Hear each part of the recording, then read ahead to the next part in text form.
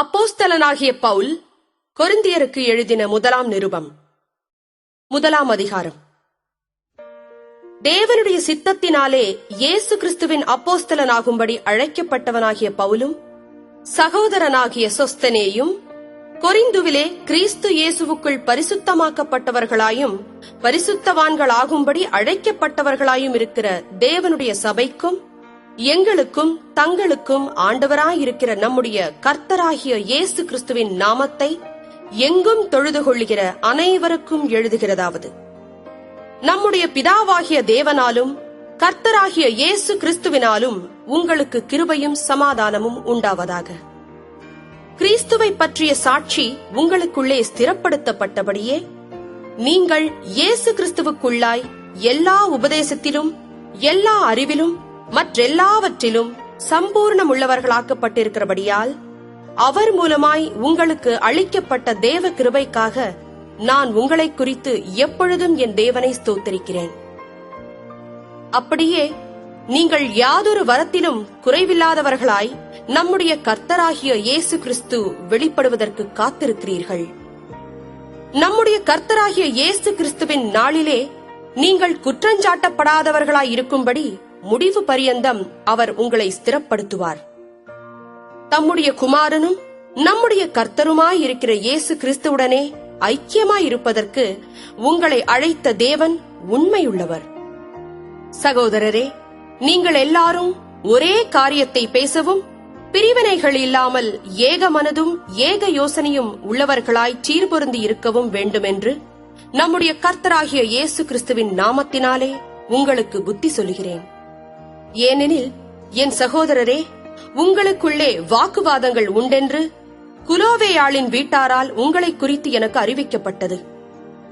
உங்களில் சிலர் நான் பவுலை சேர்ந்தவன் என்றும் நான் அப்போலோவை சேர்ந்தவன் என்றும் நான் கேபாவை சேர்ந்தவன் என்றும் நான் கிறிஸ்துவை சேர்ந்தவன் என்றும் சொல்லுகிறபடியால் நான் இப்படி சொல்லுகிறேன்.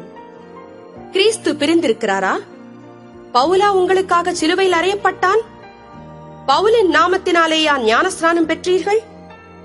என் நாமத்தினாலே ஞானஸ்நானம் கொடுத்தேன் என்று ஒருவனும் சொல்லாதபடிக்கு நான் கிறிஸ்புவுக்கும் காயுவுக்குமே அன்றி உங்களில் வேறொருவனுக்கும் ஞானஸ்நானம் கொடுக்கவில்லை. இதற்காக தேவனை ஸ்தோத்தரிக்கிறேன். ஸ்தேவானுடைய வீட்டாருக்கும் நான் ஞானஸ்நானம் கொடுத்ததுண்டு. இதுவும் அல்லாமல் இன்னும் யாருக்காவது நான் ஞானஸ்நானம் கொடுத்தேனோ இல்லையோ அறியேன்.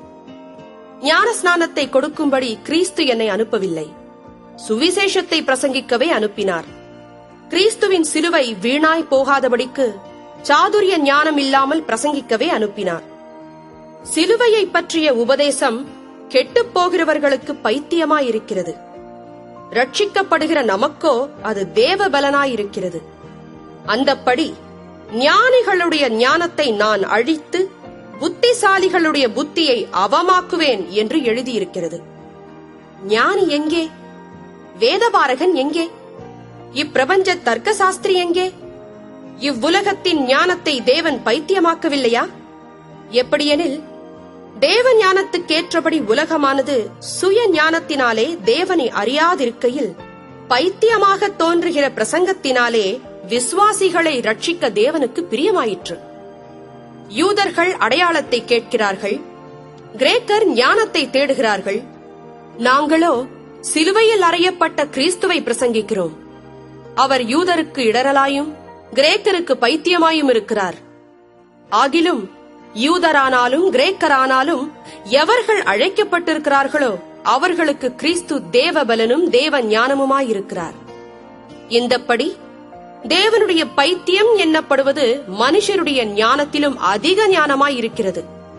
தேவனுடைய பலவீனம் என்னப்படுவது மனுஷருடைய பலத்திலும் அதிக பலமாயிருக்கிறது. எப்படியெனில் சகோதரரே, நீங்கள் அழைக்கப்பட்ட அழைப்பை பாருங்கள்.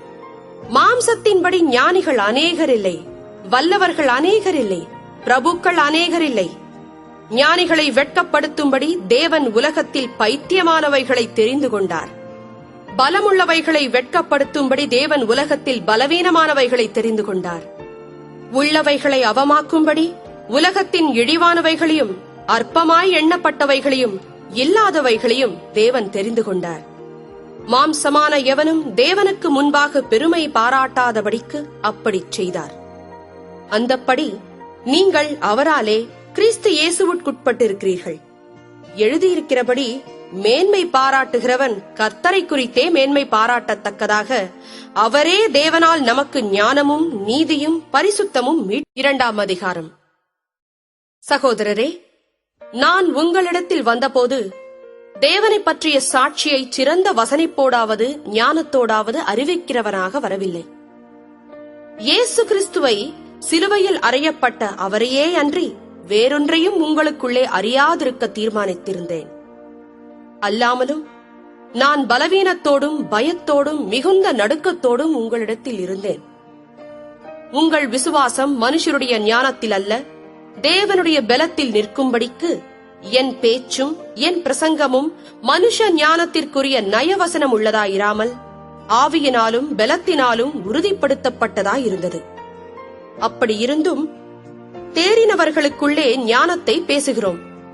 இப்பிரபஞ்சத்தின் ஞானத்தை அல்ல, அழிந்து போகிறவர்களாகிய இப்பிரபஞ்சத்தின் பிரபுக்களுடைய ஞானத்தையும் அல்ல.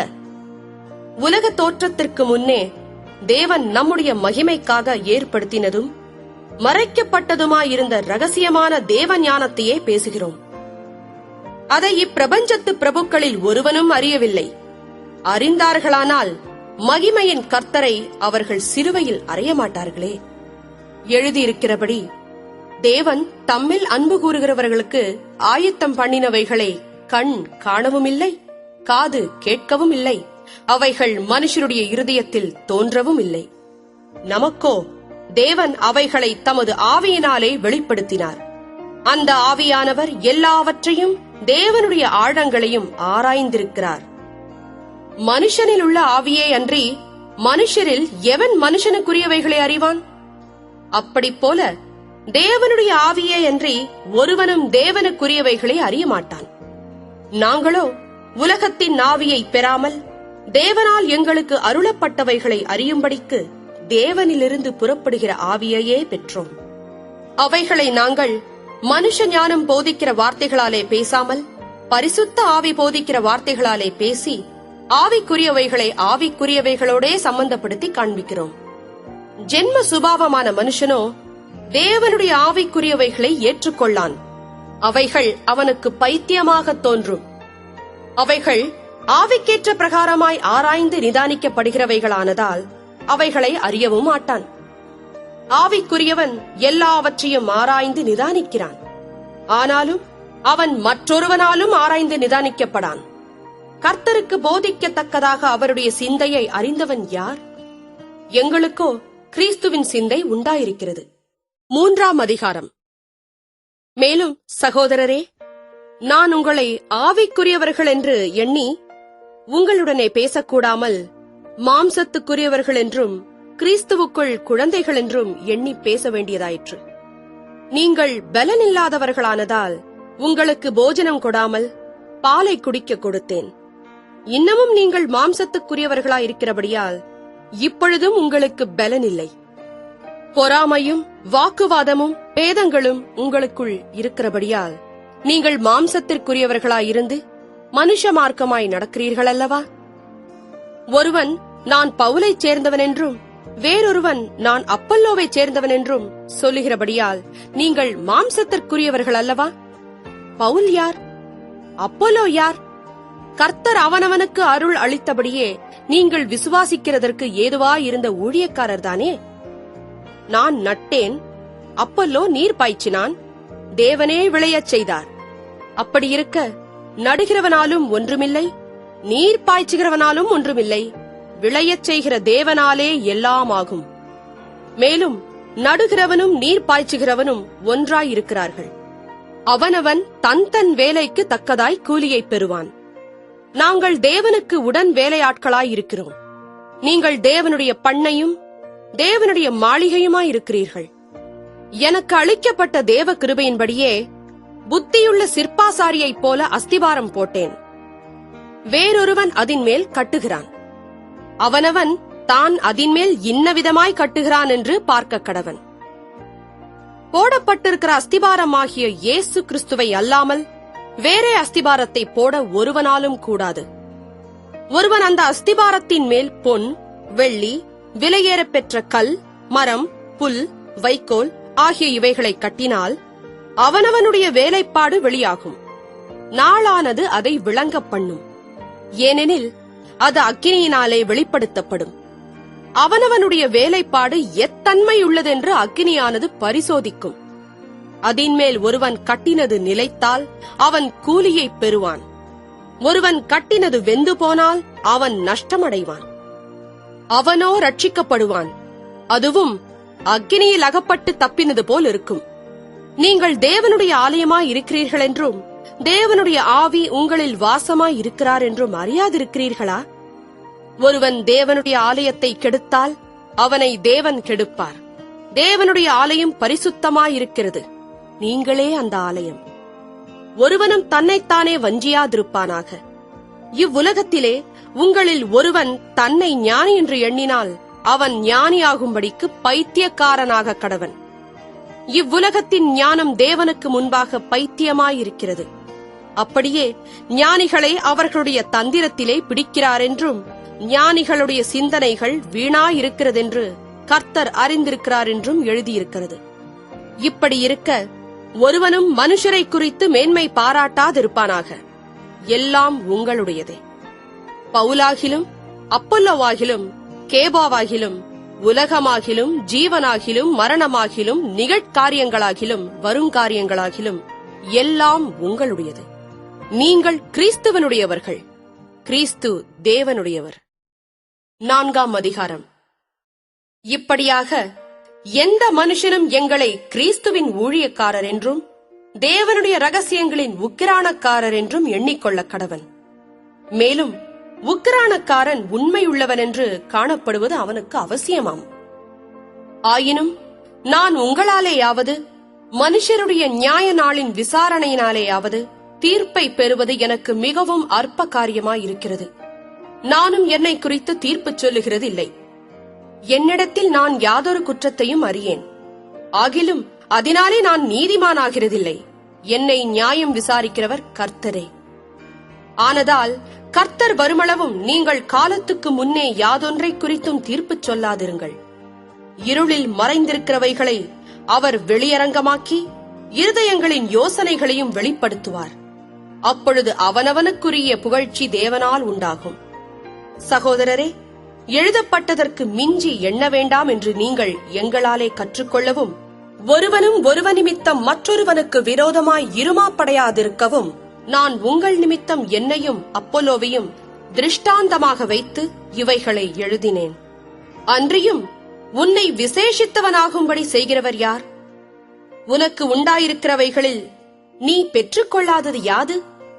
நீ பெற்றுக்கொண்டவனானால் பெற்றுக்கொள்ளாதவன் போல் ஏன் மேன்மை பாராட்டுகிறாய்?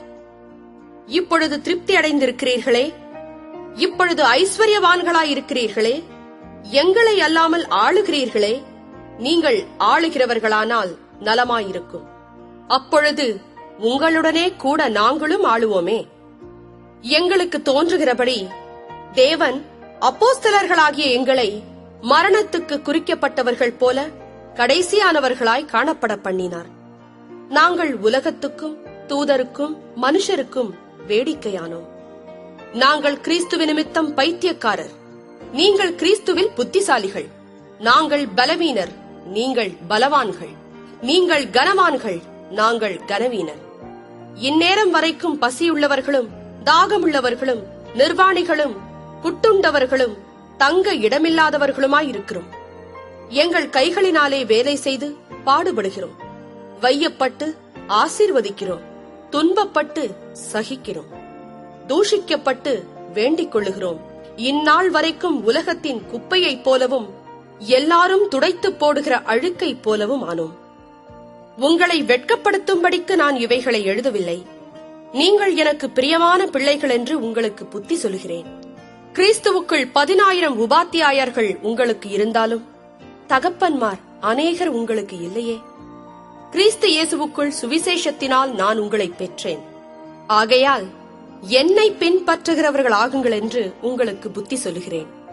இது நிமித்தமாக எனக்கு பிரியமும் கர்த்தருக்குள் உண்மையும் உள்ள என் குமாரனாகிய தீமோத்தேயுவை உங்களிடத்தில் அனுப்பினேன்.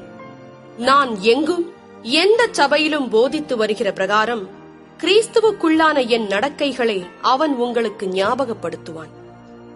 நான் உங்களிடத்திற்கு வருகிறதில்லை என்கிறதாக சிலர் இருமாப்படைந்திருக்கிறார்கள்.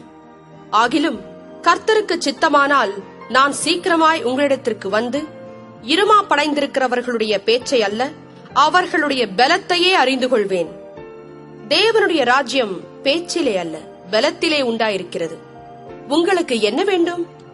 நான் பிரம்போடு உங்களிடத்தில் வரவேண்டுமோ, அல்லது அன்போடும் சாந்தமுள்ள ஆவியோடும்? 5ஆம் அதிகாரம். உங்களுக்குள்ளே விபசாரம் உண்டென்று பிரசித்தமாய் சொல்லப்படுகிறதே. ஒருவன் தன் தகப்பனுடைய மனைவியை வைத்துக் கொண்டிருக்கிறானே, அது அஞ்ஞானிகளுக்குள்ளும் சொல்லப்படாத விபசாரமாயிருக்கிறதே. இப்படிப்பட்ட காரியம் செய்தவனை நீங்கள் உங்களை விட்டு நீக்காமலும் துக்கப்படாமலும் இருமாப்படைந்திருக்கிறீர்கள். நான் சரீரத்தினாலே உங்களுக்கு தூரமாயிருந்தும் ஆவியினாலே உங்களோடே கூட இருக்கிறவனாய் இப்படி செய்தவனை குறித்து நான் கூட இருக்கிறது போல, நீங்களும் என்னுடைய ஆவியும் நமது கர்த்தராகிய இயேசு கிறிஸ்துவின் அதிகாரத்தோடே கூடி வந்திருக்கையில், அப்படிப்பட்டவனுடைய ஆவி கர்த்தராகிய இயேசு கிறிஸ்துவின் நாளிலே ரட்சிக்கப்படும்படி மாம்சத்தின் அழிவுக்காக நம்முடைய கர்த்தராகிய இயேசு கிறிஸ்துவின் நாமத்தினாலே அவனை சாத்தானுக்கு ஒப்புக் கொடுக்க வேண்டும் என்று தீர்ப்பு செய்கிறேன். நீங்கள் மேன்மை பாராட்டுகிறது நல்லதல்ல. கொஞ்சம் புளித்தமா பிசைந்தமா முழுவதையும் புளிப்பாக்கும் என்று அறியீர்களா? ஆகையால் நீங்கள் புளிப்பில்லாதவர்களாயிருக்கிறபடியே புதிதாய் பிசைந்த மாவாயிருக்கும்படிக்கு பழைய புளித்த மாவை புறம்பே கழித்து போடுங்கள். ஏனெனில் நம்முடைய பஸ்காவாகிய கிறிஸ்து நமக்காக பலியிடப்பட்டிருக்கிறாரே. ஆதலால் பழைய புளித்த மாவோடே அல்ல, துர்குணம் பொல்லாப்பு என்னும் புளித்த மாவோடும் அல்ல, துப்புரவு உண்மை என்னும் புளிப்பில்லாத அப்பத்தோடே பண்டிகையை ஆசரிக்க கடவோம். விபசாரக்காரரோடே கலந்திருக்க கூடாதென்று நிருபத்தில் உங்களுக்கு எழுதினேன். ஆனாலும் இவ்வுலகத்தில் உள்ள விபசாரக்காரர், பொருளாசைக்காரர், கொள்ளைக்காரர், விக்கிரக ஆராதனைக்காரர் இவர்களோடு எவ்வளவும் கலந்திருக்க கூடாதென்று நான் எழுதவில்லை. அப்படியானால் நீங்கள் உலகத்தை விட்டு நீங்கி போக வேண்டியதா இருக்குமே. நான் உங்களுக்கு எழுதினது என்னவென்றால், சகோதரன் எண்ணப்பட்ட ஒருவன் விபசாரக்காரனாயாவது, பொருளாசைக்காரனாயாவது, விக்கிரக ஆராதனைக்காரனாயாவது, உதாசீனாயாவது, வெறியனாயாவது, கொள்ளைக்காரனாயாவது இருந்தால் அவனோட கலந்திருக்க கூடாது. அப்படிப்பட்டவனுடனே கூட புசிக்கவும் கூடாது. புறம்பே இருக்கிறவர்களை குறித்து தீர்ப்பு செய்கிறது என் காரியமா? உள்ளே இருக்கிறவர்களை குறித்தல்லவோ நீங்கள் தீர்ப்பு செய்கிறீர்கள். புறம்பே இருக்கிறவர்களை குறித்து தேவனே தீர்ப்பு செய்வார். ஆகையால் அந்த பொல்லாதவனை உங்களை விட்டு தள்ளி போடுங்கள். 6ஆம் அதிகாரம். உங்களில் ஒருவனுக்கு வேறொருவனோட வழக்குண்டானால் வழக்காடும்படி அவன் பரிசுத்தவான்களிடத்தில் போகாமல் அநீதக்காரரிடத்தில் போக துணிகிறதென்ன? பரிசுத்தவான்கள் உலகத்தை நியாயம் தீர்ப்பார்கள் என்று அறியீர்களா? உலகம் உங்களால் நியாயம் தீர்க்கப்படுவதாயிருக்க அற்ப வழக்குகளை தீர்க்க நீங்கள் அபாத்திரரா? தேவதூதர்களையும் நியாயம் தீர்ப்போம் என்று அறியீர்களா? அப்படியிருக்க இந்த ஜீவனுக்கேற்றவைகளை நீங்கள் தீர்த்துக் கொள்ளக் கூடாதிருக்கிறது எப்படி? இந்த ஜீவனுக்கேற்ற வழக்குகள் உங்களுக்கு இருந்தால் தீர்ப்பு செய்கிறதற்கு சபையில் அற்பமாய் எண்ணப்பட்டவர்களை நியமித்துக் கொள்ளுங்கள். உங்களுக்கு வெட்கம் உண்டாகும்படி இதை சொல்லுகிறேன்.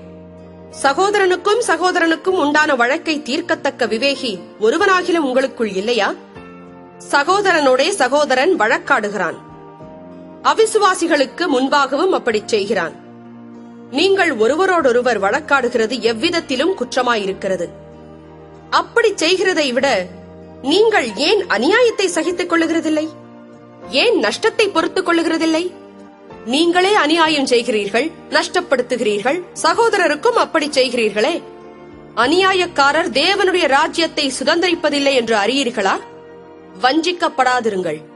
வேசி மார்க்கத்தாரும், விக்கிரக ஆராதனைக்காரரும், விபசாரக்காரரும், சுய புணர்ச்சிக்காரரும், ஆண் புணர்ச்சிக்காரரும், திருடரும், பொருளாசைக்காரரும், வெறியரும், உதாசீனரும், கொள்ளைக்காரரும் தேவனுடைய ராஜ்யத்தை சுதந்திரிப்பதில்லை. உங்களில் சிலர் இப்படிப்பட்டவர்களாய் இருந்தீர்கள். ஆயினும் கர்த்தராகிய இயேசுவின் நாமத்தினாலும் நமது தேவனுடைய ஆவியினாலும் கழுவப்பட்டீர்கள், பரிசுத்தமாக்கப்பட்டீர்கள், நீதிமான்களாக்கப்பட்டீர்கள். எல்லாவற்றையும் அனுபவிக்க எனக்கு அதிகாரம் உண்டு. ஆகிலும் எல்லாம் தகுதியாயிராது. எல்லாவற்றையும் அனுபவிக்க எனக்கு அதிகாரம் உண்டு. ஆகிலும் நான் ஒன்றிற்கும் அடிமைப்பட மாட்டேன். வயிற்றுக்கு போஜனமும் போஜனத்துக்கு வயிறும் ஏற்கும். ஆனாலும் தேவன் இதையும் அதையும் அழிய பண்ணுவார். சரீரமோ வேசித்தனத்திற்கல்ல, கர்த்தருக்கே உரியது. கர்த்தரும் சரீரத்திற்கு உரியவர். தேவன் கர்த்தரை எழுப்பினாரே, நம்மையும் தமது வல்லமையினாலே எழுப்புவார். உங்கள் சரீரங்கள் கிறிஸ்துவின் அவயவங்கள் என்று அறியீர்களா? அப்படியிருக்க நான் கிறிஸ்துவின் அவயவங்களை வேசியின் அவயவங்களாக்கலாமா? அப்படி செய்யலாகாதே. வேசியோடு இசைந்திருக்கிறவன் அவளுடனே ஒரே சரீரமாய் இருக்கிறான் என்று அறியீர்களா? இருவரும் ஒரே மாம்சமாய் இருப்பார்கள் என்று சொல்லி இருக்கிறதே. அப்படியே கர்த்தரோடு இசைந்திருக்கிறவனும் அவருடனே ஒரே ஆவியாய் இருக்கிறான். வேசித்தனத்திற்கு விலகி ஓடுங்கள். மனுஷன் செய்கிற எந்த பாவமும் சரீரத்திற்கு புறம்பாயிருக்கும். வேசித்தனம் செய்கிறவனோ தன் சுய சரீரத்திற்கு விரோதமாய் பாவம் செய்கிறான். உங்கள் சரீரமானது நீங்கள் தேவனாலே பெற்றும் உங்களில் தங்கியும் இருக்கிற பரிசுத்த ஆவியனுடைய ஆலயமாய் இருக்கிறதென்றும் நீங்கள் உங்களுடையவர்கள் அல்லவென்றும் அறியீர்களா? கிரயத்துக்கு கொல்லப்பட்டீர்களே, ஆகையால் தேவனுக்கு உடையவைகளாகிய உங்கள் சரீரத்தினாலும் உங்கள் ஆவியினாலும் தேவனை மகிமைப்படுத்துங்கள். 7ஆம் அதிகாரம். நீங்கள் எனக்கு எழுதின காரியங்களை குறித்து நான் எழுதுகிறது என்னவென்றால், ஸ்திரீயை தொடாமல் இருக்கிறது மனுஷனுக்கு நல்லது. ஆகிலும் வேசித்தனம் இராதபடிக்கு அவனவன் தன் சொந்த மனைவியையும் அவள் தன் சொந்த புருஷனையும் உடையவர்களாய் இருக்க வேண்டும். புருஷன் தன் மனைவிக்கு செய்ய வேண்டிய கடமையை செய்ய கடவன். அப்படியே மனைவியும் தன் புருஷனுக்கு செய்ய கடவள். மனைவியானவள் தன் சுய சரீரத்திற்கு அதிகாரி அல்ல, புருஷனே அதற்கு அதிகாரி. அப்படியே புருஷனும் தன் சுய சரீரத்திற்கு அதிகாரி அல்ல, மனைவியே அதற்கு அதிகாரி. உபவாசத்திற்கும் ஜெபத்திற்கும் தடையிராதபடிக்கு இருவரும் சில காலம் பிரிந்திருக்க வேண்டும் என்று சம்மதித்தாலன்றி ஒருவரை விட்டு ஒருவர் பிரியாதிருங்கள். உங்களுக்கு விரதத்துவம் இல்லாமையால் சாத்தான் உங்களை தூண்டிவிடாதபடிக்கு மறுபடியும் கூடி வாழுங்கள். இதை நான் கட்டளையாகச் சொல்லாமல் யோசனையாகச் சொல்லுகிறேன். எல்லா மனுஷரும் என்னைப் போலவே இருக்க விரும்புகிறேன். ஆகிலும் அவனவனுக்கு தேவனால் அருளப்பட்ட அவனவனுக்குரிய வரம் உண்டு. அது ஒருவனுக்கு ஒரு விதமாயும் மற்றொருவனுக்கு வேறு விதமாயும் இருக்கிறது. விவாகமில்லாதவர்களையும் கைம்பெண்களையும் குறித்து நான் சொல்லுகிறது என்னவென்றால், அவர்கள் என்னைப் போல இருந்துவிட்டால் அவர்களுக்கு நலமாயிருக்கும். ஆகிலும் அவர்கள் விரத்தராயிருக்க கூடாதிருந்தால் விவாகம் பண்ண கடவர்கள். வேகிறதை பார்க்கிலும் விவாகம் பண்ணுகிறது நலம். விவாகம் பண்ணி கொண்டவர்களுக்கு நான் அல்ல, கர்த்தரே கட்டளையிடுகிறதாவது, மனைவியானவள் தன் புருஷனை விட்டு பிரிந்து போக கூடாது. பிரிந்து போனால் அவள் விவாகம் இல்லாதிருக்க கடவள், அல்லது புருஷனோடே ஒப்புரவாக கடவள். புருஷனும் தன் மனைவியை தள்ளிவிடக் கூடாது. மற்றவர்களை குறித்து கர்த்தர் அல்ல, நானே சொல்லுகிறதாவது, சகோதரன் ஒருவனுடைய மனைவி அவிசுவாசியாயிருந்தும் அவனுடனே வாசமாயிருக்க அவளுக்கு சம்மதம் இருந்தால் அவன் அவளை தள்ளிவிடாதிருக்க கடவன். அப்படியே ஒரு ஸ்திரீயினுடைய புருஷன் அவிசுவாசியாயிருந்தும் அவளுடனே வாசமாயிருக்க அவனுக்கு சம்மதம் இருந்தால் அவள் அவனை தள்ளிவிடாதிருக்க கடவள். எண்ணத்தினாலெனில் அவிசுவாசியான புருஷன் தன் மனைவியால் பரிசுத்தமாக்கப்படுகிறான், அவிசுவாசியான மனைவியும் தன் புருஷனால் பரிசுத்தமாக்கப்படுகிறாள். இல்லாவிட்டால் உங்கள் பிள்ளைகள் அசுத்தமாயிருக்குமே, இப்பொழுதோ அவைகள் பரிசுத்தமாயிருக்கின்றன. ஆகிலும் அவிசுவாசி பிரிந்து போனால் பிரிந்து போகட்டும். இப்படிப்பட்ட விஷயத்தில் சகோதரனாவது சகோதரியாவது அடிமைப்பட்டவர்கள் அல்ல, சமாதானமாயிருக்கும்படிக்கே தேவன் நம்மை அழைத்திருக்கிறார். மனைவியானவளே, நீ உன் புருஷனை ரட்சிப்பாயோ அல்லவோ, உனக்கு எப்படி தெரியும்? புருஷனே, நீ உன் மனைவியை ரட்சிப்பாயோ அல்லவோ, உனக்கு எப்படி தெரியும்? தேவன் அவனவனுக்கு பகிர்ந்ததெப்படியோ, கர்த்தர் அவனவனை அழைத்ததெப்படியோ, அப்படியே அவனவன் நடக்க கடவன். எல்லா சபைகளிலேயும் இப்படியே திட்டம் பண்ணுகிறேன். ஒருவன் விருத்த சேதனம் பெற்றவனாய் அழைக்கப்பட்டிருந்தால் விருத்த சேதனம் இல்லாதவனாய் இருக்க வகை தேடானாக. ஒருவன் விருத்த சேதனம் இல்லாதவனாய் அழைக்கப்பட்டிருந்தால் விருத்த சேதனம் பெறாதிருப்பானாக. விருத்த சேதனமும் ஒன்றுமில்லை, விருத்த சேதனம் இல்லாமையும் ஒன்றுமில்லை. தேவனுடைய கற்பனைகளை கைக்கொள்ளுகிறதே காரியம். அவனவன் தான் அழைக்கப்பட்ட நிலைமையிலே நிலைத்திருக்க கடவன். அடிமையாய் நீ அழைக்கப்பட்டிருந்தால் கவலைப்படாதே. நீ சுயாதீனனாக கூடுமானால் அதை நலமென்று அனுசரித்துக் கொள். கர்த்தருக்குள் அழைக்கப்பட்ட அடிமையானவன் கர்த்தருடைய சுயாதீனனாய் இருக்கிறான். அப்படியே அழைக்கப்பட்ட சுயாதீனன் கிறிஸ்துவனுடைய அடிமையாயிருக்கிறான். நீங்கள் கிரயத்துக்கு கொல்லப்பட்டீர்கள், மனுஷருக்கு அடிமைகளாகாதிருங்கள். சகோதரரே, அவனவன் தான் அழைக்கப்பட்ட நிலைமையிலே தேவனுக்கு முன்பாக நிலைத்திருக்க கடவன். அன்றியும் கன்னிகைகளை குறித்து கர்த்தரால் எனக்கு கட்டளை இல்லை. ஆகிலும் நான் உண்மையுள்ளவனாயிருக்கிறதற்கு கர்த்தரால் இரக்கம் பெற்று என் அபிப்பிராயத்தை தெரியப்படுத்துகிறேன். அதென்னவெனில், இப்பொழுது உண்டாயிருக்கிற துன்பத்தின் நிமித்தம் விவாகம் இல்லாமல் இருக்கிறது மனுஷனுக்கு நலமாயிருக்கும் என்று எண்ணுகிறேன். நீ மனைவியோடே கட்டப்பட்டிருந்தால் அவிழ்க்கப்பட வகை தேடாதே. நீ மனைவி இல்லாதவனாயிருந்தால் மனைவியை தேடாதே. நீ விவாகம் பண்ணினாலும் பாவமல்ல, கன்னிகை விவாகம் பண்ணினாலும் பாவமல்ல. ஆகிலும் அப்படிப்பட்டவர்கள் சரீரத்திலே உபத்திரவப்படுவார்கள். அதற்கு நீங்கள் தப்ப வேண்டும் என்றிருக்கிறேன். மேலும் சகோதரரே, நான் சொல்லுகிறது என்னவெனில், இனிவரும் காலம் குறுகினதானபடியால் மனைவிகள் உள்ளவர்கள் மனைவிகள் இல்லாதவர்கள் போலவும், அழுகிறவர்கள் அழாதவர்கள் போலவும், சந்தோஷப்படுகிறவர்கள் சந்தோஷப்படாதவர்கள் போலவும், கொள்ளுகிறவர்கள் கொள்ளாதவர்கள் போலவும், இவ்வுலகத்தை அனுபவிக்கிறவர்கள் அதை தகாத விதமாய் அனுபவியாதவர்கள் போலவும் இருக்க வேண்டும். இவ்வுலகத்தின் வேஷம் கடந்து போகிறதே. நீங்கள் கவலையற்றவர்களாயிருக்க விரும்புகிறேன். விவாகம் இல்லாதவன் கர்த்தருக்கு எப்படி பிரியமாயிருக்கலாம் என்று கர்த்தருக்குரியவைகளுக்காக கவலைப்படுகிறான். விவாகம் பண்ணினவன் தன் மனைவிக்கு எப்படி பிரியமாயிருக்கலாம் என்று உலகத்திற்குரியவைகளுக்காக கவலைப்படுகிறான். அதுபோல மனைவியானவளுக்கும் கன்னிகைக்கும் வித்தியாசம் உண்டு. விவாகம் இல்லாதவள் சரீரத்திலும் ஆத்துமாவிலும் பரிசுத்தமாயிருக்கும்படி கர்த்தருக்குரியவைகளுக்காக கவலைப்படுகிறாள். விவாகம் பண்ணினவள் தன் புருஷனுக்கு எப்படி பிரியமாயிருக்கலாம் என்று உலகத்திற்குரியவைகளுக்காக கவலைப்படுகிறாள். இதை நான் உங்களை கண்ணியில் அகப்படுத்த வேண்டும் என்று சொல்லாமல் உங்களுக்கு தகுதியாயிருக்கும் என்றும், நீங்கள் கவலை இல்லாமல் கர்த்தரை பற்றிக் கொண்டிருக்க வேண்டும் என்றும் உங்கள் சுய பிரயோஜனத்துக்காகவே சொல்லுகிறேன். ஆகிலும் ஒருவன் தன் புத்திரியின் கன்னிகை பருவம் கடந்து போனதினாலே அவள் விவாகம் பண்ணாமல் இருப்பது அவளுக்கு தகுதி அல்லவென்றும், அவள் விவாகம் பண்ணுவது அவசியம் என்றும் நினைத்தால் அவன் தன் மனதின்படி செய்ய கடவன். அது பாவமல்ல, விவாகம் பண்ணட்டும். ஆயினும் அதற்கு அவசியத்தை காணாமல் தன் இருதயத்திலே உறுதியுள்ளவனாயும் சுய சித்தத்தின்படி செய்ய அதிகாரமுள்ளவனாயும் இருந்து தன் புத்திரியின் கன்னிகை பருவத்தை காக்க வேண்டும் என்று தன் இருதயத்தில் தீர்மானிக்கிறவன் நன்மை செய்கிறான். இப்படி இருக்க அவளை விவாகம் பண்ணி கொடுக்கிறவனும் நன்மை செய்கிறான், கொடாமல் இருக்கிறவனும் அதிக நன்மை செய்கிறான். மனைவியானவள் தன் புருஷன் உயிரோடு இருக்கும் காலமளவும் பிரமாணத்தினால் கட்டப்பட்டிருக்கிறாள். தன் புருஷன் மரித்த பின்பு தனக்கு இஷ்டமானவனாயும் கர்த்தருக்குட்பட்டவனாயும் இருக்கிற எவனையாகிலும் விவாகம் பண்ணிக்கொள்ள விடுதலையாயிருக்கிறாள். ஆகிலும் என்னுடைய அபிப்பிராயத்தின்படி அவள் அப்படியே இருந்துவிட்டால் பாக்கியவதியாயிருப்பாள். என்னிடத்திலும் தேவனுடைய ஆவி உண்டு. 8ஆம் அதிகாரம். விக்கிரகங்களுக்கு படைக்கப்பட்டவைகளை குறித்த விஷயத்தில் நம் எல்லாருக்கும் அறிவு உண்டென்று நமக்கு தெரியுமே. அறிவு இருமாப்பை உண்டாக்கும், அன்போ பக்தி விருத்தியை உண்டாக்கும். ஒருவன் தான் ஏதேனும் ஒன்றை அறிந்தவன் என்று எண்ணிக்கொள்வானானால் ஒன்றையும் அறிய வேண்டிய பிரகாரமாக அவன் இன்னும் அறியவில்லை. தேவனில் அன்பு கூறுகிறவனெவனோ அவன் தேவனால் அறியப்பட்டிருக்கிறான்.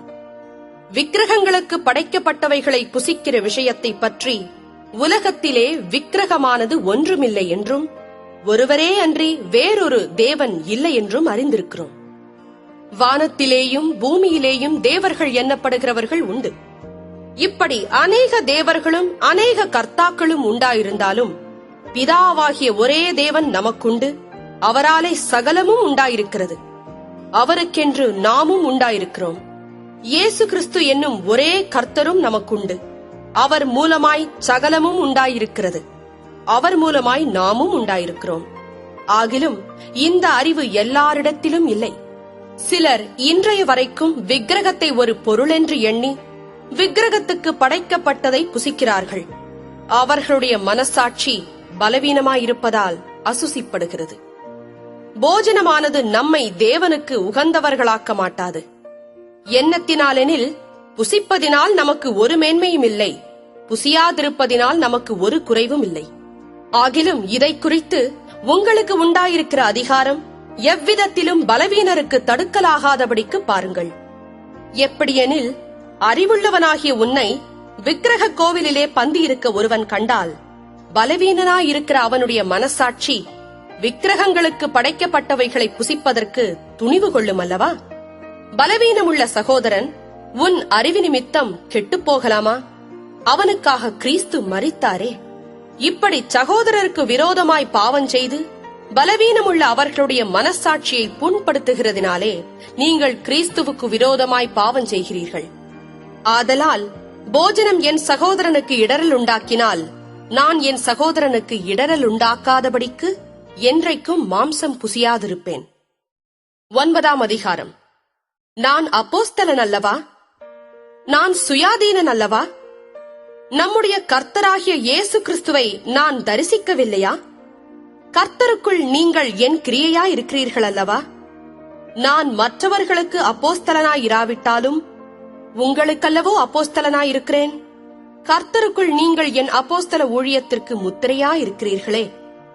என்னை நியாயம் விசாரிக்கிறவர்களுக்கு நான் சொல்லுகிற மாறுத்தரமாவது, புசிக்கவும் குடிக்கவும் எங்களுக்கு அதிகாரம் இல்லையா?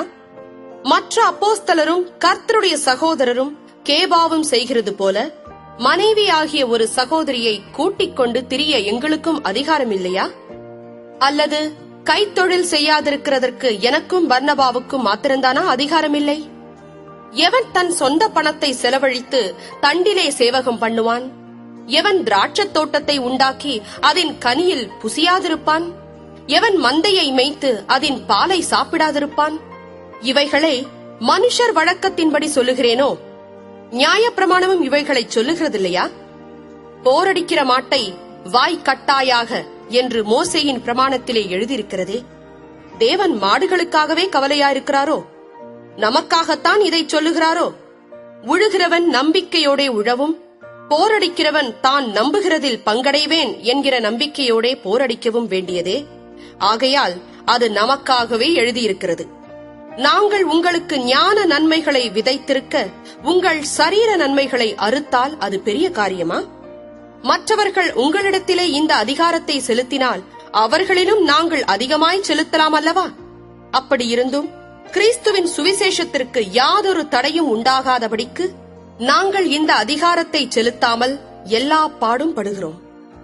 ஆசாரிய ஊழியம் செய்கிறவர்கள் தேவாலயத்திற்குரியவைகளில் புசிக்கிறார்கள் என்றும், பலிபீடத்தை அடுத்து பணிவிடை செய்கிறவர்களுக்கு பலிபீடத்தில் உள்ளவைகளில் பங்கு உண்டென்றும் அறியீர்களா?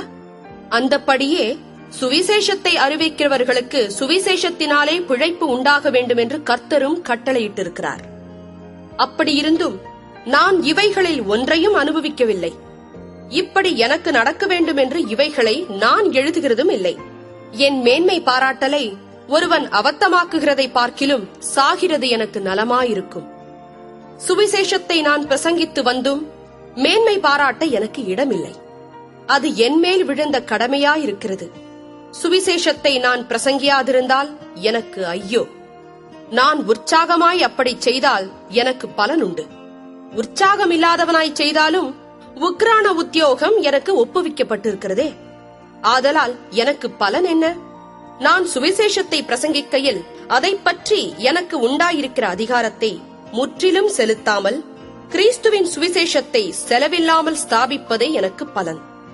நான் ஒருவருக்கும் அடிமைப்படாதவனாயிருந்தும் நான் அதிக ஜனங்களை ஆதாயப்படுத்திக் கொள்ளும்படிக்கு என்னைத்தானே எல்லாருக்கும் அடிமையாக்கினேன்.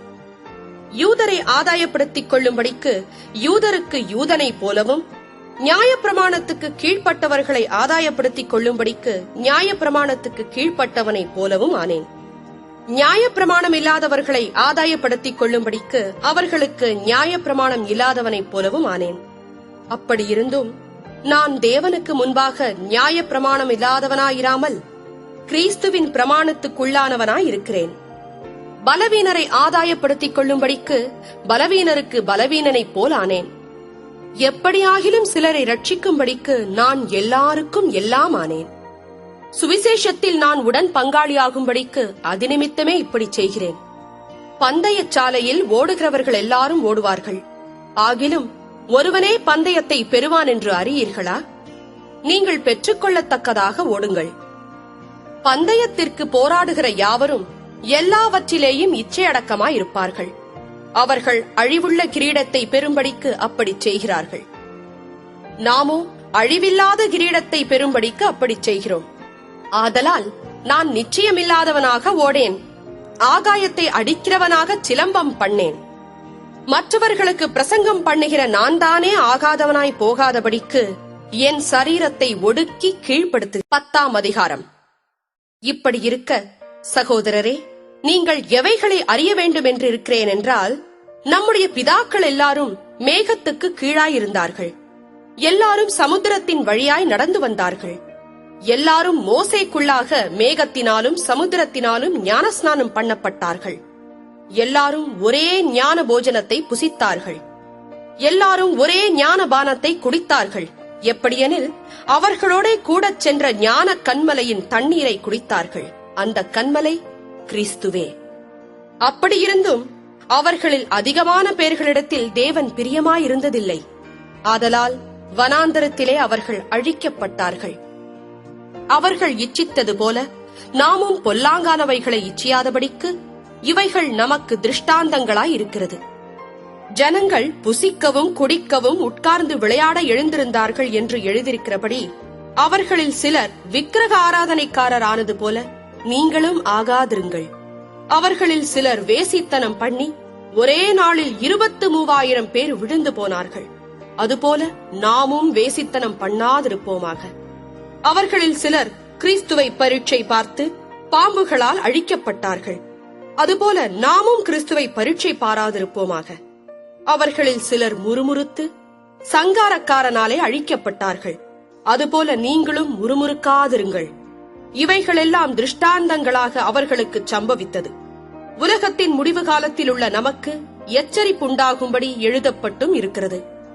இப்படி இருக்க தன்னை நிற்கிறவன் என்று எண்ணுகிறவன் விழாதபடிக்கு எச்சரிக்கையாயிருக்க கடவன்.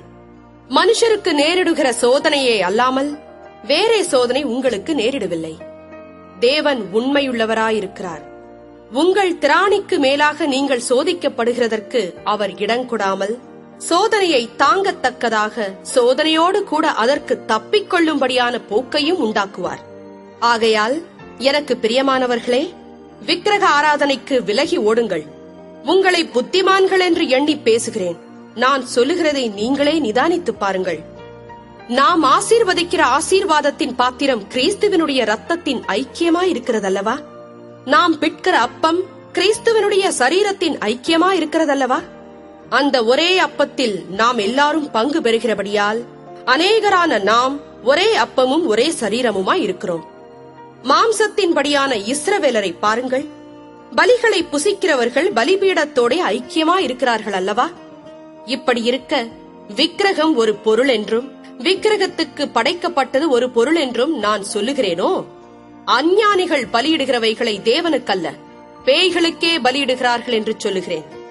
நீங்கள் பேய்களோட ஐக்கியமாயிருக்க எனக்கு மனதில்லை. நீங்கள் கர்த்தருடைய பாத்திரத்திலும் பேய்களுடைய பாத்திரத்திலும் பானம் பண்ணக்கூடாதே. நீங்கள் கர்த்தருடைய போஜன பந்திக்கும் பேய்களுடைய போஜன பந்திக்கும் பங்குள்ளவர்களாய் இருக்கக்கூடாதே. நாம் கர்த்தருக்கு எரிச்சலை மூட்டலாமா? அவரிலும் நாம் பலவான்களா? எல்லாவற்றையும் அனுபவிக்க எனக்கு அதிகாரம் உண்டு, ஆகிலும் எல்லாம் தகுதியாயிராது. எல்லாவற்றையும் அனுபவிக்க எனக்கு அதிகாரம் உண்டு, ஆகிலும் எல்லாம் பக்தி விருத்தியை உண்டாக்காது. ஒவ்வொருவனும் தன் சுய பிரயோஜனத்தை தேடாமல் பிறனுடைய பிரயோஜனத்தை தேடக் கடவன். கடையிலே விற்கப்படுகிற எதையும் வாங்கி புசியுங்கள். மனசாட்சி நிமித்தம் நீங்கள் ஒன்றையும் விசாரிக்க வேண்டியதில்லை. பூமியும் அதன் நிறைவும் கர்த்தருடையது. அன்றியும் அவிசுவாசிகளில் ஒருவன் உங்களை விருந்துக்கு அழைக்கும் போது போக உங்களுக்கு மனதிருந்தால் மனசாட்சி நிமித்தம் ஒன்றையும் விசாரியாமல் உங்கள் முன் வைக்கப்படுகிற எதையும் புசியுங்கள். ஆயினும் இது விக்கிரகங்களுக்கு படைக்கப்பட்டதென்று ஒருவன் உங்களுக்கு சொன்னால், அப்படி அறிவித்தவன் நிமித்தமும் மனசாட்சி நிமித்தமும் குசியாதிருங்கள். பூமியும் அதன் நிறைவும் கர்த்தருடையது. உன்னுடைய மனசாட்சியை குறித்து நான் இப்படி சொல்லாமல் மற்றொருவனுடைய மனசாட்சியை குறித்தே சொல்லுகிறேன். என் சுயாதீனம் மற்றொருவனுடைய மனசாட்சியினாலே குற்றமாய் எண்ணப்பட வேண்டுவதென்ன? மேலும் நான் அதை ஸ்தோத்தரிப்புடனே அனுபவித்தால், ஸ்தோத்தரித்து அனுபவிக்கிற பொருளை குறித்து நான் தூஷிக்கப்படுவானேன்? ஆகையால் நீங்கள் புசித்தாலும் குடித்தாலும் எதை செய்தாலும் எல்லாவற்றையும் தேவனுடைய மகிமைக்கென்று செய்யுங்கள். நான் என் சுய பிரயோஜனத்தை தேடாமல் அநேகருடைய பிரயோஜனத்தை தேடி அவர்கள் ரட்சிக்கப்படும்படிக்கு எவ்விதத்திலும் எல்லாருக்கும் பிரியமாய் நடக்கிறது போல, நீங்களும் யூதருக்கும் கிரேக்கருக்கும் தேவனுடைய சபைக்கும் இடரலற்றவர்களாயிருங்கள். 11ஆம் அதிகாரம். நான் கிறிஸ்துவை பின்பற்றுகிறது போல நீங்கள் என்னை பின்பற்றுகிறவர்களாயிருங்கள். சகோதரரே, நீங்கள் எல்லாவற்றிலும் என்னை நினைத்துக் கொண்டு நான் உங்களுக்கு ஒப்புவித்தபடி நீங்கள் கட்டளைகளை கைக்கொண்டு வருகிறது நிமித்தம் உங்களை புகழ்கிறேன். ஒவ்வொரு புருஷனுக்கும் கிறிஸ்து தலையாயிருக்கிறார் என்றும், ஸ்திரீக்கு புருஷன் தலையாயிருக்கிறான் என்றும், கிறிஸ்துவுக்கு தேவன் தலையாயிருக்கிறார் என்றும் நீங்கள் அறிய வேண்டும் என்று விரும்புகிறேன். ஜெபம் பண்ணுகிற போதாவது, தீர்க்க தரிசனம் சொல்லுகிற போதாவது, தன் தலையை மூடிக்கொண்டிருக்கிற எந்த புருஷனும் தன் தலையை கனவீனப்படுத்துகிறான். ஜெபம் பண்ணுகிற போதாவது, தீர்க்க தரிசனம் சொல்லுகிற போதாவது, தன் தலையை மூடிக்கொள்ளாதிருக்கிற எந்த ஸ்திரீயும் தன் தலையை கனவீனப்படுத்துகிறாள். அது அவளுக்கு தலை சிரைக்கப்பட்டது போல் இருக்குமே. ஸ்திரீயானவள் முக்காடிட்டுக் கொள்ளாவிட்டால் தலைமயிரையும் கத்தரித்து போட கடவள். தலைமயிர் கத்தரிக்கப்படுகிறதும் சிரைக்கப்படுகிறதும் ஸ்திரீக்கு வெட்கமானால் முக்காடிட்டுக் கொண்டிருக்க கடவள். புருஷனானவன் தேவனுடைய சாயலும் மகிமையுமாயிருக்கிறபடியால் தன் தலையை மூடிக்கொள்ள வேண்டுவதில்லை. ஸ்திரீயானவள் புருஷனுடைய மகிமையாயிருக்கிறாள். புருஷன் ஸ்திரீயிலிருந்து தோன்றினவன் அல்ல, ஸ்திரீயே புருஷனிலிருந்து தோன்றினவள். புருஷன் ஸ்திரீக்காக சிருஷ்டிக்கப்பட்டவன் அல்ல, ஸ்திரீயே புருஷனுக்காக சிருஷ்டிக்கப்பட்டவள். ஆகையால் தூதர்களின் நிமித்தம் ஸ்திரீயானவள் தலையின் மேல் முக்காடிட்டுக் கொள்ள வேண்டும். ஆகிலும் கர்த்தருக்குள் ஸ்திரீ இல்லாமல் புருஷனும் இல்லை, புருஷன் இல்லாமல் ஸ்திரீயும் இல்லை. ஸ்திரீயானவள் புருஷனிலிருந்து தோன்றுகிறது போல புருஷனும் ஸ்திரீயினால் தோன்றுகிறான். சகலமும் தேவனால் உண்டாயிருக்கிறது. ஸ்திரீயானவள் தேவனை நோக்கி ஜெபம் பண்ணுகையில் தன் தலையை மூடிக்கொள்ளாமல் இருக்கிறது லட்சணமாயிருக்குமோ என்று உங்களுக்குள்ளே நிதானித்துக் கொள்ளுங்கள். புருஷன் மயிரை நீளமாய் வளர்க்கிறது அவனுக்கு கனவீனமாயிருக்கிறதென்றும், ஸ்திரீ தன் மயிரை நீளமாய் வளர்க்கிறது அவளுக்கு மகிமையாயிருக்கிறதென்றும் சுபாவமே உங்களுக்கு போதிக்கிறதில்லையா? தலைமயிர் அவளுக்கு முக்காடாக கொடுக்கப்பட்டிருக்கிறதே. ஆகிலும் ஒருவன் வாக்குவாதம் செய்ய மனதாயிருந்தால், எங்களுக்கும் தேவனுடைய சபைகளுக்கும் அப்படிப்பட்ட வழக்கம் இல்லை என்று அறிய கடவன். உங்களை புகழாமல் இதை குறித்து உங்களுக்கு கட்டளை கொடுக்கிறேன். நீங்கள் கூடி வருதல் நன்மைக்கேதுவாயிராமல் தீமைக்கேதுவாயிருக்கிறதே. முதலாவது, நீங்கள் சபையிலே கூடி வந்திருக்கும் போது உங்களில் பிரிவினைகள் உண்டென்று கேள்விப்படுகிறேன். அதில் சிலவற்றை நம்புகிறேன். உங்களில் உத்தமர்கள் இன்னார் என்று வெளியாகும்படிக்கு மார்க்க பேதங்களும் உங்களுக்குள்ளே உண்டாயிருக்க வேண்டியதே. நீங்கள் ஓரிடத்தில் கூடி வரும்போது அவனவன் தன் தன் சொந்த போஜனத்தை முந்திச் சாப்பிடுகிறான். ஒருவன் பசியாயிருக்கிறான், ஒருவன் வெறியாயிருக்கிறான். இப்படிச் செய்கிறது கர்த்தருடைய ராபோஜனம் பண்ணுதல் அல்லவே. புசிக்கிறதற்கும் குடிக்கிறதற்கும் உங்களுக்கு வீடுகள் இல்லையா? தேவனுடைய சபையை அசட்டை பண்ணி இல்லாதவர்களை வெட்கப்படுத்துகிறீர்களா? உங்களுக்கு நான் என்ன சொல்லுவேன்? இதை குறித்து உங்களை புகழ்வேனோ? புகழேன். நான் உங்களுக்கு ஒப்புவித்ததை கர்த்தரிடத்தில் பெற்றுக்கொண்டேன். என்னவெனில், கர்த்தராகிய இயேசு தாம் காட்டிக் கொடுக்கப்பட்ட அன்று ராத்திரியிலே அப்பத்தை எடுத்து ஸ்தோத்திரம் பண்ணி அதை பிட்டு, நீங்கள் வாங்கி புசியுங்கள், இது உங்களுக்காக பிற்கப்படுகிற என்னுடைய சரீரமாயிருக்கிறது, என்னை நினைவு கூறும்படி இதை செய்யுங்கள் என்றார். போஜனம் பண்ணின பின்பு அவர் அந்தப்படியே பாத்திரத்தையும் எடுத்து, இந்த பாத்திரம் என் இரத்தத்தினால் ஆகிய புதிய உடன்படிக்கையாயிருக்கிறது. நீங்கள் இதை பானம் பண்ணும் போதெல்லாம் என்னை நினைவு கூறும்படி இதை செய்யுங்கள் என்றார். ஆகையால் நீங்கள் இந்த அப்பத்தை புசித்து இந்த பாத்திரத்தில் பானம் பண்ணும் போதெல்லாம் கர்த்தர் வருமளவும் அவருடைய மரணத்தை தெரிவிக்கிறீர்கள். இப்படி இருக்க எவன் அபாத்திரமாய் கர்த்தருடைய அப்பத்தை புசித்து அவருடைய பாத்திரத்தில் பானம் பண்ணுகிறானோ அவன் கர்த்தருடைய சரீரத்தையும் இரத்தத்தையும் குறித்து குற்றமுள்ளவனாயிருப்பான்.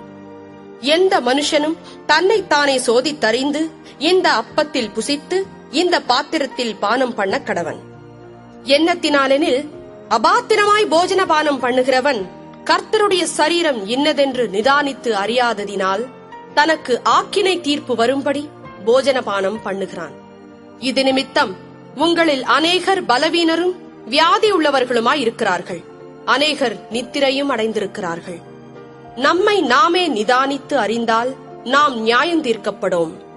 நாம் நியாயந்தீர்க்கப்படும் போது உலகத்தோடே ஆக்கினைக்குள்ளாக தீர்க்கப்படாதபடிக்கு கர்த்தராலே சிட்சிக்கப்படுகிறோம். ஆகையால் என் சகோதரரே, நீங்கள் போஜனம் பண்ண கூடி வரும்போது ஒருவருக்காக ஒருவர் காத்திருங்கள். நீங்கள் ஆக்கினைக்கேதுவாக கூடி வராதபடிக்கு ஒருவனுக்கு பசியிருந்தால் வீட்டிலே சாப்பிடக் கடவன். மற்ற காரியங்களை நான் வரும்போது திட்டம் பண்ணுவேன். 12ஆம் அதிகாரம். அன்றியும் சகோதரரே, ஆவிக்குரிய வரங்களை குறித்து நீங்கள் அறியாதிருக்க எனக்கு மனதில்லை. நீங்கள் அஞ்ஞானிகளாயிருந்த போது ஏவப்பட்டபடியே ஊமையான விக்கிரகங்களிடத்தில் மனதை செலுத்தினீர்கள் என்று உங்களுக்கு தெரியுமே.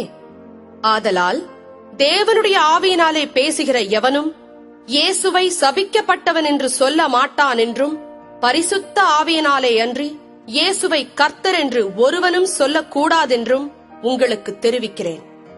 வரங்களில் வித்தியாசங்கள் உண்டு, ஆவியானவர் ஒருவரே. ஊழியங்களிலேயும் வித்தியாசங்கள் உண்டு, கர்த்தர் ஒருவரே. கிரியைகளிலேயும் வித்தியாசங்கள் உண்டு, எல்லாருக்குள்ளும் எல்லாவற்றையும் நடப்பிக்கிற தேவன் ஒருவரே. ஆவியனுடைய அனுக்கிரகம் அவனவனுடைய பிரயோஜனத்திற்கென்று அளிக்கப்பட்டிருக்கிறது.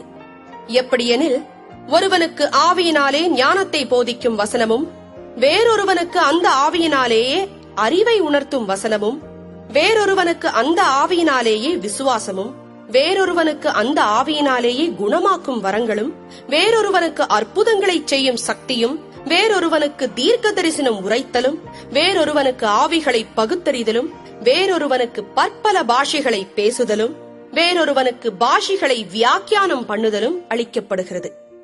இவைகளை எல்லாம் அந்த ஒரே ஆவியானவர் நடப்பித்து தமது சித்தத்தின்படியே அவனவனுக்கு பகிர்ந்து கொடுக்கிறார். எப்படியெனில், சரீரம் ஒன்று, அதற்கு அவயவங்கள் அநேகம்.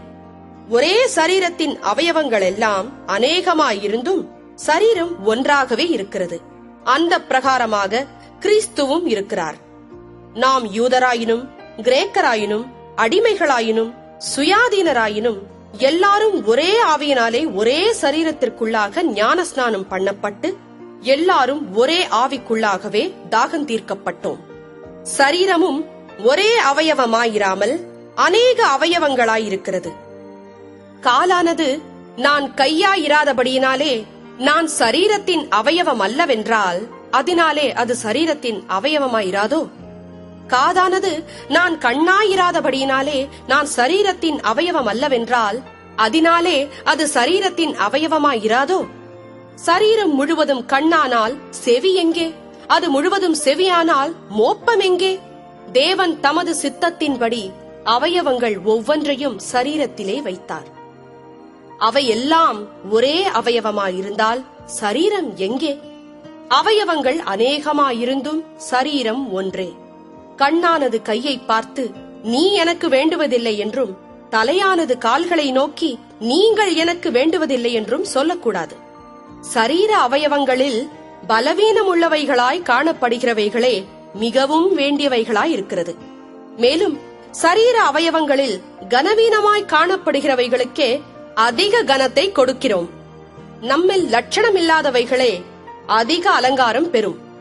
நம்மில் லட்சணம் உள்ளவைகளுக்கு அலங்கரிப்பு வேண்டியதில்லை. சரீரத்திலே பிரிவினை உண்டாயிராமல் அவயவங்கள் ஒன்றை குறித்து ஒன்று கவலையாயிருக்கும்படிக்கு தேவன் கனத்தில் குறைவுள்ளதற்கு அதிக கனத்தை கொடுத்து இப்படி சரீரத்தை அமைத்திருக்கிறார். ஆதலால் ஒரு அவயவம் பாடுபட்டால் எல்லா அவயவங்களும் கூட பாடுபடும். ஒரு அவயவம் மகிமைப்பட்டால் எல்லா அவயவங்களும் கூட சந்தோஷப்படும். நீங்களே கிறிஸ்துவின் சரீரமாயும் தனித்தனியே அவயவங்களுமாயும் இருக்கிறீர்கள்.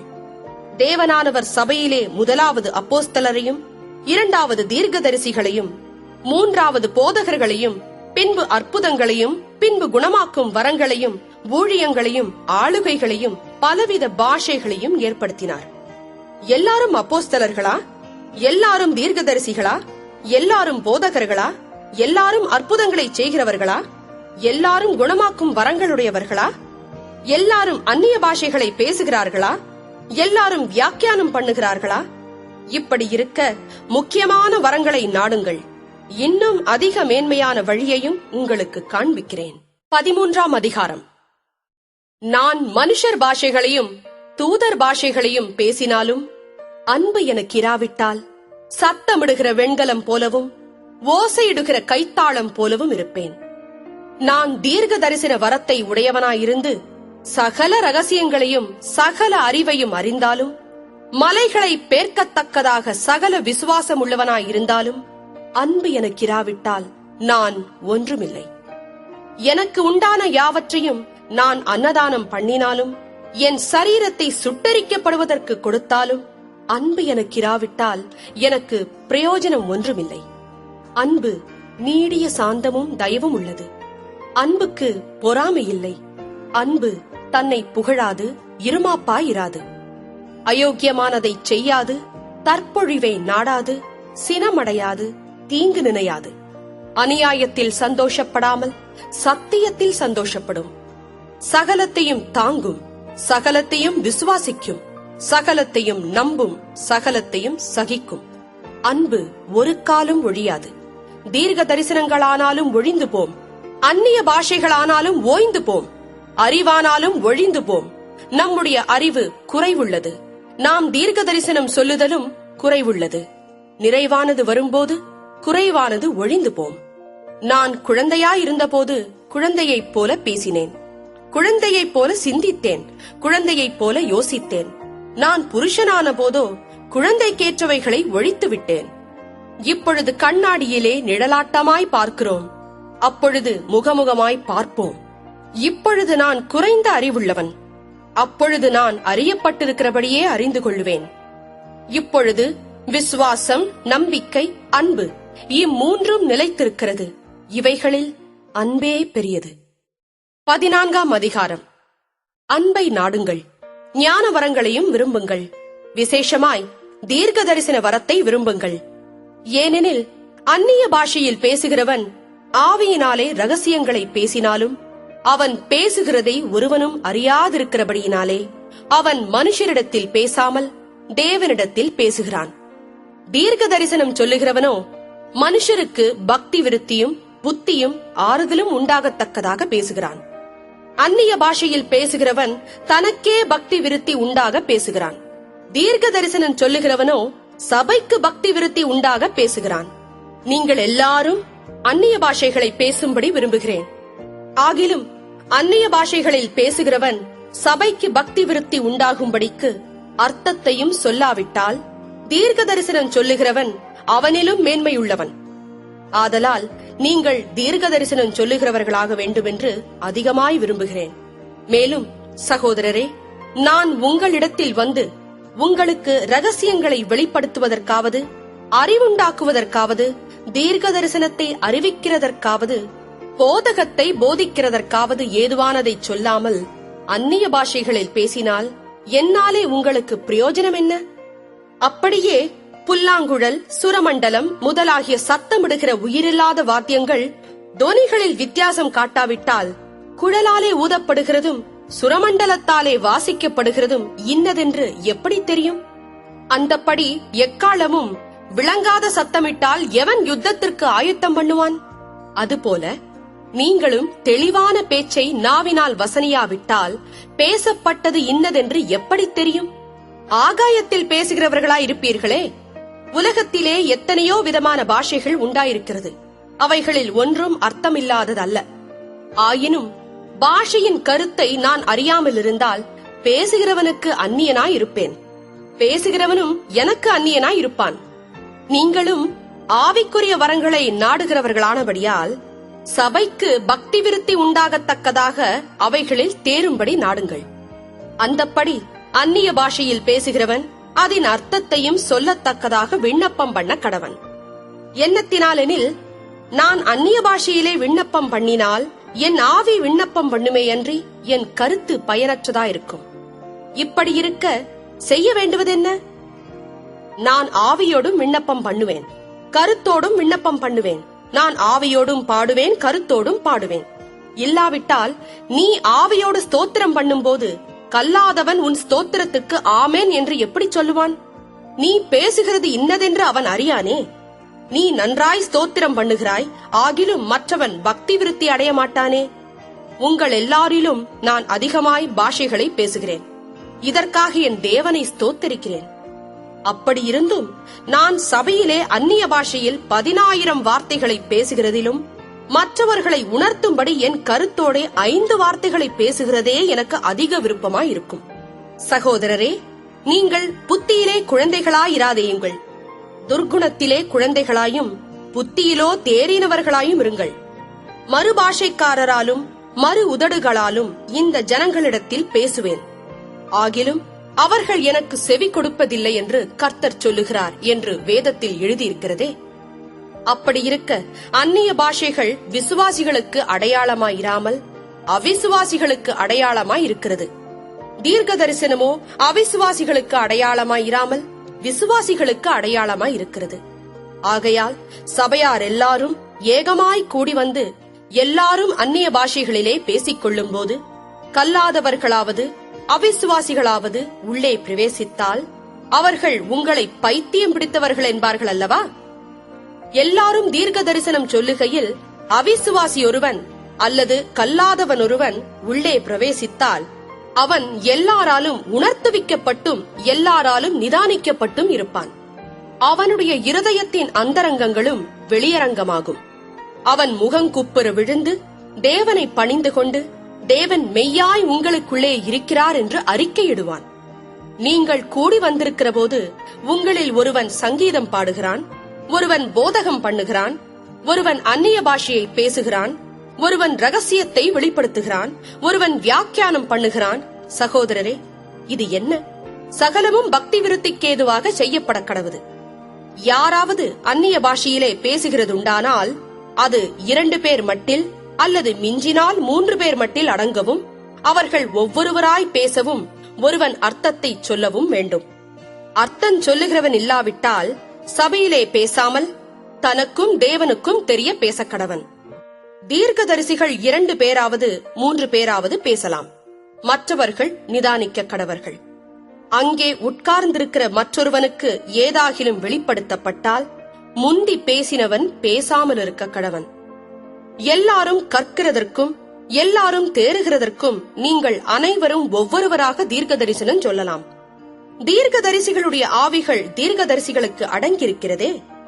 தேவன் கலகத்திற்கு தேவனாயிராமல் சமாதானத்திற்கு தேவனாயிருக்கிறார். பரிசுத்தவான்களுடைய சபைகள் எல்லாவற்றிலேயும் அப்படியே இருக்கிறது. சபைகளில் உங்கள் ஸ்திரீகள் பேசாமல் இருக்க கடவர்கள். பேசும்படிக்கு அவர்களுக்கு உத்தரவில்லை. அவர்கள் அமர்ந்திருக்க வேண்டும். வேதமும் அப்படியே சொல்லுகிறது. அவர்கள் ஒரு காரியத்தை கற்றுக்கொள்ள விரும்பினால் வீட்டிலே தங்கள் புருஷரிடத்தில் விசாரிக்க கடவர்கள். ஸ்திரீகள் சபையிலே பேசுகிறது அயோக்கியமாயிருக்குமே. தேவ வசனம் உங்களிடத்தில் இருந்தா புறப்பட்டது? அது உங்களிடத்துக்கு மாத்திரமா வந்தது?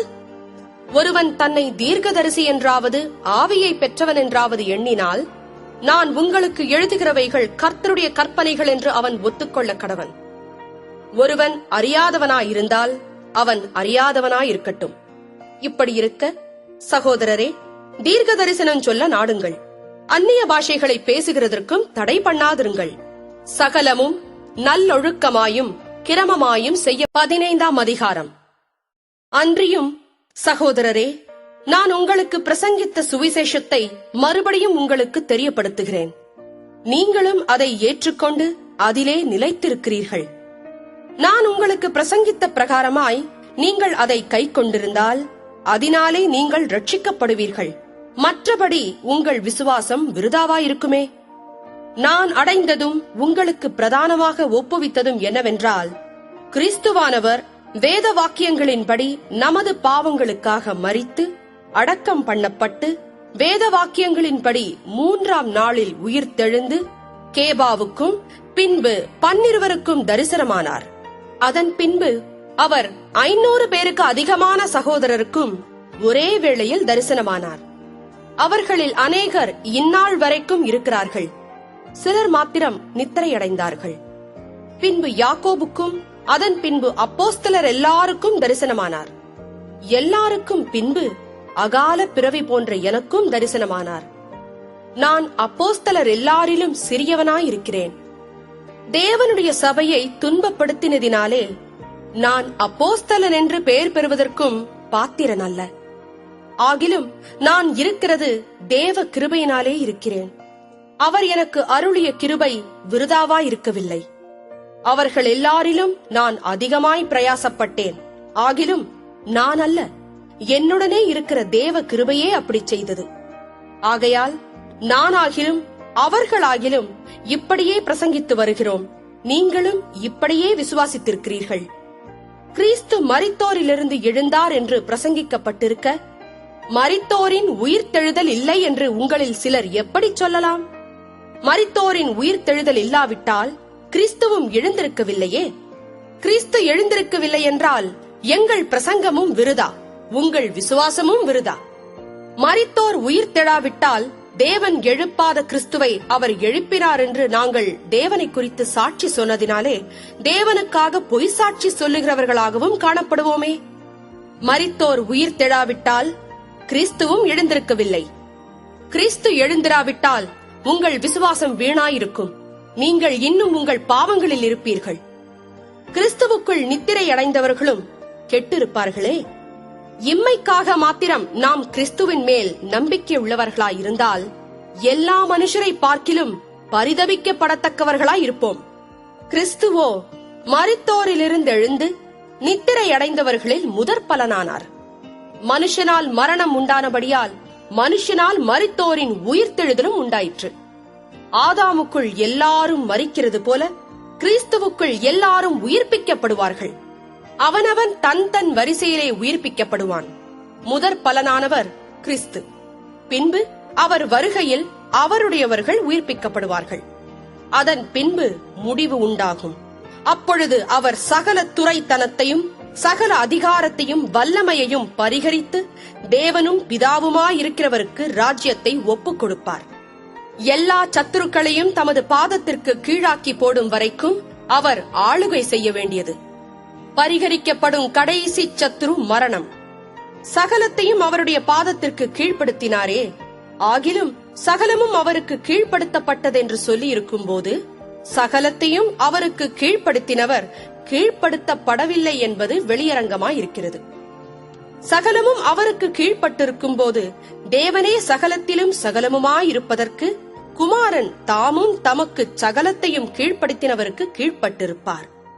மேலும் மரித்தோர் உயிர்த்தெழாவிட்டால் மரித்தவர்களுக்காக ஞானஸ்நானம் பெறுகிறவர்கள் என்ன செய்வார்கள்? மரித்தவர்களுக்காக ஏன் ஞானஸ்நானம் பெறுகிறார்கள்? நாங்களும் ஏன் எந்நேரமும் நாசமோசத்திற்கு ஏதுவாயிருக்கிறோம்? நான் அனுதினமும் சாகிறேன். அதை நம்முடைய கர்த்தராகிய கிறிஸ்து இயேசுவினால் உங்களை குறித்து நான் பாராட்டுகிற மேன்மையை கொண்டு சத்தியமாய் சொல்லுகிறேன். நான் எபேசுவிலே துஷ்ட மிருகங்களுடனே போராடினேன் என்று மனுஷர் வழக்கமாய் சொல்லுகிறேன். அப்படி போராடினதினாலே எனக்கு பிரயோஜனம் என்ன? மரித்தோர் உயிர்த்தெழாவிட்டால் புசிப்போம், குடிப்போம், நாளைக்கு சாவோம் என்று சொல்லலாமே. மோசம் போகாதிருங்கள். ஆகாத சம்பாஷணைகள் நல்லொழுக்கங்களை கெடுக்கும். நீங்கள் பாவம் செய்யாமல் நீதிக்கேற்க விழித்துக் கொண்டு தெளிந்தவர்களாயிருங்கள். சிலர் தேவனை பற்றி அறிவில்லாதிருக்கிறார்களே, உங்களுக்கு வெட்கம் உண்டாக இதை சொல்லுகிறேன். ஆகிலும் மரித்தோர் எப்படி எழுந்திருப்பார்கள், எப்படிப்பட்ட சரீரத்தோடே வருவார்கள் என்று ஒருவன் சொல்வானாகில், புத்தியீனனே, நீ விதைக்கிற விதை செத்தாலொழிய உயிர்க்க மாட்டாதே. நீ விதைக்கிற போது இனி உண்டாகும் மேனியை விதையாமல் கோதுமை அல்லது மற்றொரு தானியத்தினுடைய வெறும் விதையையே விதைக்கிறாய். அதற்கு தேவன் தமது சித்தத்தின்படியே மேனியை கொடுக்கிறார். விதை வகைகள் ஒவ்வொன்றுக்கும் அதற்கேற்ற மேனியையே கொடுக்கிறார். எல்லா மாம்சமும் ஒரே விதமான மாம்சம் அல்ல. மனுஷருடைய மாம்சம் வேறே, மிருகங்களுடைய மாம்சம் வேறே, மச்சங்களுடைய மாம்சம் வேறே, பறவைகளுடைய மாம்சம் வேறே. வானத்துக்குரிய மேனிகளும் உண்டு, பூமிக்குரிய மேனிகளும் உண்டு. வானத்துக்குரிய மேனிகளுடைய மகிமையும் வேறே, பூமிக்குரிய மேனிகளுடைய மகிமையும் வேறே. சூரியனுடைய மகிமையும் வேறே, சந்திரனுடைய மகிமையும் வேறே, நட்சத்திரங்களுடைய மகிமையும் வேறே. மகிமையிலே நட்சத்திரத்துக்கு நட்சத்திரம் விசேஷித்திருக்கிறது. மரித்தோரின் உயிர்த்தெழுதலும் அப்படியே இருக்கும். அழிவுள்ளதாய் விதைக்கப்படும், அழிவில்லாததாய் எழுந்திருக்கும். கனவீனமுள்ளதாய் விதைக்கப்படும், மகிமை உள்ளதாய் எழுந்திருக்கும். பலவீனமுள்ளதாய் விதைக்கப்படும், பலமுள்ளதாய் எழுந்திருக்கும். ஜென்ம சரீரம் விதைக்கப்படும், ஆவிக்குரிய சரீரம் எழுந்திருக்கும். ஜென்ம சரீரம் உண்டு, ஆவிக்குரிய சரீரமும் உண்டு. அந்தபடியே முந்தின மனுஷனாகிய ஆதாம் ஜீவாத்துமாவானான் என்று எழுதியிருக்கிறது. பிந்தின ஆதாம் உயிர்ப்பிக்கிற ஆவியானார். ஆகிலும் ஆவிக்குரிய சரீரம் முந்தினதல்ல, ஜென்ம சரீரமே முந்தினது, ஆவிக்குரிய சரீரம் பிந்தினது. முந்தின மனுஷன் பூமியிலிருந்து உண்டான மண்ணானவன், இரண்டாம் மனுஷன் வானத்திலிருந்து வந்த கர்த்தர். மண்ணானவன் எப்படிப்பட்டவனோ மண்ணானவர்களும் அப்படிப்பட்டவர்களே. வானத்துக்குரியவர் எப்படிப்பட்டவரோ வானத்துக்குரியவர்களும் அப்படிப்பட்டவர்களே. மேலும் மண்ணானவனுடைய சாயலை நாம் அணிந்திருக்கிறது போல வானவருடைய சாயலையும் அணிந்து கொள்வோம். சகோதரரே, நான் சொல்லுகிறது என்னவெனில், மாம்சமும் இரத்தமும் தேவனுடைய ராஜ்யத்தை சுதந்திரிக்க மாட்டாது. அழிவுள்ளது அழியாமையை சுதந்திரிப்பதும் இல்லை. இதோ ஒரு ரகசியத்தை உங்களுக்கு அறிவிக்கிறேன். நாம் எல்லாரும் நித்திரை அடைவதில்லை. ஆகிலும் கடைசி எக்காலம் தொனிக்கும் போது ஒரு நிமிஷத்திலே, ஒரு இமைப்பொழுதிலே நாம் எல்லோரும் மறுரூபமாக்கப்படுவோம். எக்காலம் தொனிக்கும், அப்பொழுது மரித்தோர் அழிவில்லாதவர்களாய் எழுந்திருப்பார்கள். நாமும் மறுரூபமாக்கப்படுவோம். அழிவுள்ளதாகிய இது அழியாமையையும், சாவுக்கேதுவாகிய இது சாவாமையையும் தரித்துக் கொள்ள வேண்டும். அழிவுள்ளதாகிய இது அழியாமையையும், சாவுக்கேதுவாகிய இது சாவாமையையும் தரித்துக் கொள்ளும் போது மரணம் ஜெயமாக விழுங்கப்பட்டது என்று எழுதியிருக்கிற வார்த்தை நிறைவேறும். மரணமே, உன் கூர் எங்கே? பாதாளமே, உன் ஜெயம் எங்கே? மரணத்தின் கூர் பாவம், பாவத்தின் பலன் நியாயப்பிரமாணம். நம்முடைய கர்த்தராகிய இயேசு கிறிஸ்துவினாலே நமக்கு ஜெயம் கொடுக்கிற தேவனுக்கு ஸ்தோத்திரம். ஆகையால் எனக்கு பிரியமான சகோதரரே, கர்த்தருக்குள் நீங்கள் படுகிற பிரயாசம் விருதாவாயிராதென்று அறிந்து நீங்கள் உறுதிப்பட்டவர்களாயும் அசையாதவர்களாயும் கர்த்தருடைய கிரியையிலே எப்பொழுதும் பெருகுகிறவர்களாயும். 16ஆம் அதிகாரம். பரிசுத்தவான்களுக்காக சேர்க்கப்படும் தர்ம பணத்தை குறித்து நான் கலாத்தியா நாட்டு சபைகளுக்கு பண்ணின திட்டத்தின்படியே நீங்களும் செய்யுங்கள். நான் வந்திருக்கும் போது பணம் சேர்க்குதல் இராதபடிக்கு உங்களில் அவனவன் வாரத்தின் முதல் நாள்தோறும் தன் தன் வரவுக்கு தக்கதாக எதையாகிலும் தன்னிடத்திலே சேர்த்து வைக்க கடவன். நான் வரும்போது உங்கள் உபகாரத்தை எருசலேமுக்கு கொண்டு போகும்படிக்கு நீங்கள் தகுதியுள்ளவர்களாக குறிக்கிறவர்கள் எவர்களோ அவர்களிடத்தில் நிருபங்களை கொடுத்து அவர்களை அனுப்புவேன். நானும் போகத்தக்கதானால் அவர்கள் என்னுடனே கூட வரலாம். நான் மக்கெதோனியா நாட்டின் வழியாய் போகிறபடியால் மக்கெதோனியா நாட்டை கடந்த பின்பு உங்களிடத்திற்கு வருவேன். நான் எங்கே போனாலும் நீங்கள் என்னை வழிவிட்டனுப்பும்படிக்கு நான் உங்களிடத்தில் சில காலம் தங்க வேண்டியதாயிருக்கும். ஒருவேளை மழைக்காலம் முடியும் வரையும் இருப்பேன். இப்பொழுது வழிப்பிரயாணத்திலே உங்களை கண்டுகொள்ள மாட்டேன். கர்த்தர் உத்தரவு கொடுத்தால் உங்களிடத்தில் வந்து சில காலம் தங்கி இருக்கலாம் என்று நம்புகிறேன். ஆகிலும் பெந்தகொஸ்தே பண்டிகை வரைக்கும் எபேசு பட்டணத்தில் இருப்பேன். ஏனெனில் இங்கே பெரிதும் அனுகூலமுமான கதவு எனக்கு திறக்கப்பட்டிருக்கிறது. விரோதம் செய்கிறவர்களும் அநேகர் இருக்கிறார்கள்.